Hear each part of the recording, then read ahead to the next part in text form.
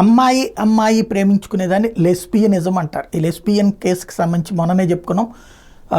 Bezawada court, బెజవాడలో ఇద్దరు అమ్మాయిలకు సంబంధించిన వ్యవహారంలో హెబియస్ కార్పస్ పిటిషన్ హైకోర్టులో వేశారు.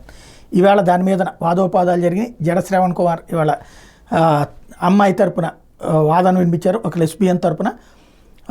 ఇందులో తన లెస్బియన్ పార్ట్నర్ని తల్లిదండ్రులు నిర్బంధించారని హైకోర్టులో హెబియస్ కార్పస్ పిటిషన్ దాఖలు చేసింది కృష్ణలంకకి చెందిన చదలవాడ పల్లవి.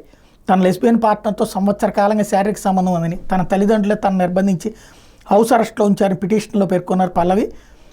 భారతదేశ అత్యున్నత న్యాయస్థానం లెస్బియన్ సంబంధం చట్టబద్ధమైన తీర్పునిచ్చినటువంటి విషయాన్ని పల్లవి తరపున జడ శ్రవణ్ కుమార్ వాదించారు. ఒక అమ్మాయిని నిర్బంధించడం చట్టరీత్యా నేరం అన్నటువంటి వాదనలు వినిపించారు. రాజ్యాంగబద్ధమైన హక్కుగా ఇద్దరు ఆడవాళ్లు ప్రేమించుకోవడం నేరం కాదంటూ వాదనలు వినిపించారు.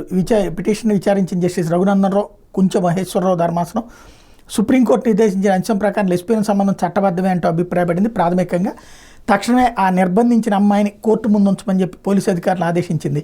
విచారణ రాబోయే మంగళవారానికి వాయిదేసింది. ఆ రోజున కోర్టులో ప్రొడ్యూస్ చేయమని చెప్పి ఆదేశాలు ఇచ్చారు.